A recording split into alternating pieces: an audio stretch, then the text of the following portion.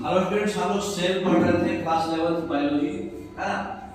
तो सेल में हम लोग साइंटिस्ट के बारे में पढ़ रहे थे। साइंटिस्ट में स्क्लूडेन एंड स्वान के बारे में बताया कि वो सेल थ्योरी प्रपोज किए हैं। तो उसी में हम लोग आज डिटेल में उसको पढ़ेंगे। 1838 में मैथियास स्क्लूडेन जो है जर्मन बॉटनिस्ट है, वो बहुत सारे प्लांट्स को एग्जामिन किए, मतलब उसका स्टडी किए, है ना। स्टडी करने के बाद देखे कि जितने भी प्लांट्स हैं सब डिफरेंट काइंड्स ऑफ सेल्स से बने हुए हैं, जो सेल्स फिर बाद में जाके प्लांट के टिश्यू को बना रहा है, ठीक है। तो उसी के टाइम में स्वान क्या किए, देखिए नेक्स्ट। उसी सेम टाइम में स्वान जो है, जो ब्रिटिश के जूलॉजिस्ट हैं, जर्मनी के बॉटनिस्ट थे आपके स्वीडन। स्वान जो है ब्रिटिश के जूलॉजिस्ट हैं, वो क्या किए, एनिमल सेल को स्टडी किए। वो प्लांट सेल को स्टडी किए थे स्वीडन, और स्वान जो है एनिमल सेल्स को स्टडी किए और रिपोर्ट किए कि सेल्स के पास एक पतला सा आउटर लेयर है, जो अभी हम बोलते हैं प्लाज्मा मेम्ब्रेन या फिर सेल मेम्ब्रेन। सेल का पास एक आउटर जो लेयर है, सबसे बाहरी जो लेयर है, पतला सा है, उसको हम अभी प्लाज्मा मेम्ब्रेन बोलते हैं। तो प्लाज्मा मेम्ब्रेन को कौन किया, स्वान, है ना। ये एक और चीज बताया अपने स्टडी के आधार पे, प्लांट टिश्यू पर स्टडी किए थे कि सेल वॉल जो है प्लांट सेल का यूनिक कैरेक्टरिस्टिक है। एनिमल सेल में सेल वॉल नहीं नोटिस हुआ उनको। तो जो सेल वॉल है ये यूनिक है, सिर्फ और सिर्फ प्लांट में ही मिलेगा, एनिमल में नहीं मिलेगा। ये कौन बताए, स्वान। फिर इसी बेसिस पर स्वान प्रपोज किए, एक हाइपोथेसिस किए कि बॉडी एनिमल्स और प्लांट्स का सेल से बना हुआ है और बहुत सारे सेल्स के प्रोडक्ट से बना हुआ है, ठीक है। तो स्वीडन और स्वान जो है टुगेदर आपस में मिल के फिर एक सेल थ्योरी फॉर्मुलेट किए। उसके बाद जो है एक्सप्लेन नहीं किए कि सेल, नया सेल्स बन कैसे रहा है। सेल थ्योरी बताया कि भाई ये सब different types of plant cell होते हैं, एनिमल सेल होते हैं, आपस में मिलकर टिश्यू बनाते हैं। लेकिन सेल्स और सेल्स के नए प्रोडक्ट से बनते हैं वो। लेकिन प्लांट्स के पास सेल वॉल होता है और एनिमल्स के पास प्लाज्मा मेम्ब्रेन होता है, सेल वॉल नहीं होता है। लेकिन इसमें एक चीज नहीं बताई कि नया सेल्स बन के क्यों रहा है, कैसे बन रहा है। उसको बताने के लिए जो है रूडोल्फ विर्चो बताया सबसे पहले कि सेल्स जो है डिवाइड होता है और नया सेल उसके पहले वाले सेल से ही, एग्जिस्टिंग सेल से ही बनता है। जैसे नया बच्चा जो है ऊपर से ही जन्म हो रहा है, अचानक से नहीं आ रहा है। जैसे होता ना क्वेश्चन, पहले मुर्गी आया कि पहले अंडा आया। पहली बार तो अंडा कहीं ना कहीं से ब्रेक हुआ होगा तो मुर्गी निकला होगा, तो अंडा कहां से आया। तो वही एक बात है कि प्री एग्जिस्टिंग सेल, जो पहले से सेल एग्जिस्ट कर रहा है, उसी से नया सेल्स बन रहा है, ठीक है।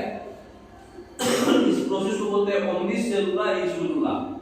तो ये जो है हाइपोथेसिस को थोड़ा सा मॉडिफाई किए, सेल थ्योरी को ये भी दिए, रूडोल्फ विर्चो भी दिए और फाइनल सेट दिए। अभी जो हम सेल थ्योरी पढ़ते हैं, यही पढ़ते हैं जितना भी लिविंग ऑर्गेनिजम्स है सब सेल से बना है और सेल्स के प्रोडक्ट से बना है। और जितना भी सेल्स जो है प्री एग्जिस्टिंग सेल से ही अराइज हो रहा है, नया सेल जो है पहले सेल से ही अराइज हो रहा है। नेक्स्ट, तो जितने भी सेल्स हैं उनमें क्या क्या होता है, उनमें साइटोप्लाज्म होता है, एक सेमी ट्यूब मैट्रिक्स आता है जहां पे सेलुलर एक्टिविटी और केमिकल रिएक्शंस होता है और सेल्स को हमेशा जिंदा रखता है। साइटोप्लाज्म अगर नहीं रहेगा तो सेल्स मर जाएंगे, क्योंकि केमिकल रिएक्शन साइटोप्लाज्म ही कराता है, सेलुलर एक्टिविटी भी साइटोप्लाज्म ही कराता है, क्योंकि उसके अंदर जो फ्लूइड है उसी से हो रहा है। राइबोसोम्स होता है जो साइटोप्लाज्म में नॉन मेम्ब्रेन बाउंड ऑर्गेनेल्स है। नॉन मेम्ब्रेन मतलब राइबोसोम किसी भी दूसरे ऑर्गेनेल से अटैच नहीं है, अकेला रहता है। तो ये साइटोप्लाज्म में पाया जाता है, क्लोरोप्लास्ट में पाया जाता है, माइटोकॉन्ड्रिया में पाया जाता है और रफ एंडोप्लाज्मिक रेटिकुलम में पाया जाता है, मतलब मेम्ब्रेन बाउंड नहीं है ये, ठीक है। तो देखिए इसके बारे में डिटेल में। नेक्स्ट, तो सेल्स जो है सारे शेप और साइज में आता है, ठीक है। उनके वर्सेटिलिटी के आधार पर सबसे लॉन्गेस्ट सेल जो है एनिमल्स का नर्व सेल है और प्लांट का सबसे लॉन्गेस्ट सेल्स को बोलते हैं फाइबर्स। फाइबर्स में भी एक नया टाइप का फाइबर्स है, रेमी फाइबर, जो 10 सेंटीमीटर से भी बड़ा होता है। और नर्व सेल में जो सबसे छोटा इकाई है न्यूरॉन्स बोलते हैं उसको, 1 मीटर से भी बड़ा होता है, सबसे न्यूरॉन्स होता है हमारा नर्व सेल, है ना। अब देखिए अंडे के बारे में बात किया गया तो एनिमल में सबसे बड़ा अंडा किसका है, ऑस्ट्रिच का। प्लांट में सबसे बड़ा अंडा एसिडा मुलारिया का। ठीक है। ऑस्ट्रिच का जो अंडा होता है वो करीब 15 सेंटीमीटर 15 सेंटीमीटर का डायमीटर का होता है, और प्लांट का जो अंडा होता है सबसे बड़ा रफलेसिया का होता है, वो एसिडी बुलारिया का होता है, एसिडा बुलारिया का होता है, जो 6 to 10 सेंटीमीटर लंबा होता है और डायमीटर होता है, ठीक है। अलग अलग वैरायटी हुआ। अब स्मॉलेस्ट सेल में बात कीजिए तो सबसे स्मॉलेस्ट सेल जो एनिमल का होता है उसको बोलते हैं माइकोप्लाज्मा, ठीक है। और प्लांट का सबसे स्मॉलेस्ट सेल को बोलते हैं डकवीड प्लांट, ठीक है। डकवीड प्लांट देखिए ऐसा दिखता है, और माइकोप्लाज्मा 0.1 से 0.3 माइक्रोमीटर में होता है। माइक्रो मतलब 10 के पावर -6 मीटर, बहुत छोटा, मिलीमीटर से भी 10 छोटा है ना, तो बहुत छोटा होता है माइकोप्लाज्मा। और डकवीड इससे भी छोटा होता है प्लांट, है ना। याद रखिएगा, सब नाम है, सब एग्जाम का क्वेश्चन है।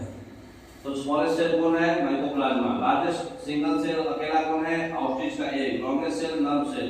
बैक्टीरिया का साइज 3 से 5 माइक्रोमीटर। वुमेन का RBC red blood corpuscles 7 micrometre diameter का होता है।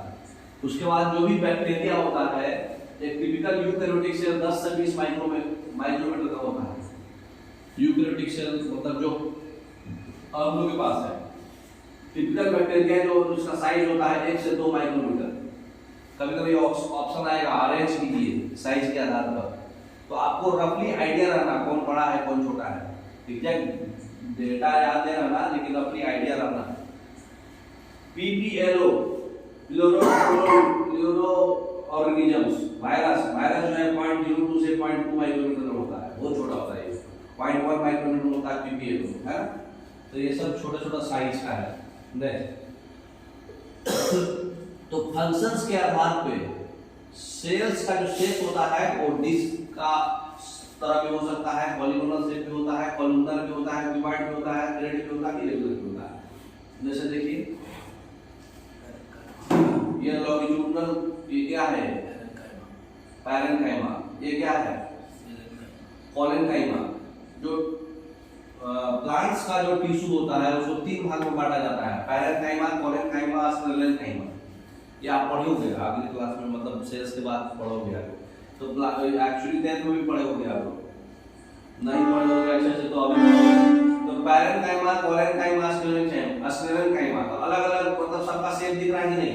जैसे नर्व सेल है, मसल सेल है, मसल सेल में स्ट्रिएटेड, नॉन स्ट्रिएटेड और कार्डियक मसल होता है ना।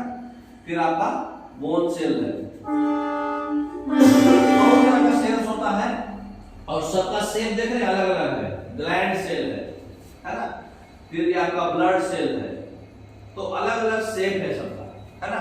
तो खाली ये बताना चाह रहा है शेप इरेगुलर होता है, किसी का कोलुमनर होता है, किसी का क्यूबॉइड होता है। नेक्स्ट, तो सेल्स 2 प्रकार के होते हैं, प्रोकैरियोटिक सेल और यूकैरियोटिक। नेक्स्ट, तो हम लोग जो है प्रोकैरियोटिक सेल्स को थोड़ा डिटेल में पढ़ेंगे। तो आपका सेल्स का इंट्रोडक्शन कंप्लीट हो गया, ठीक है। Okay, thank you.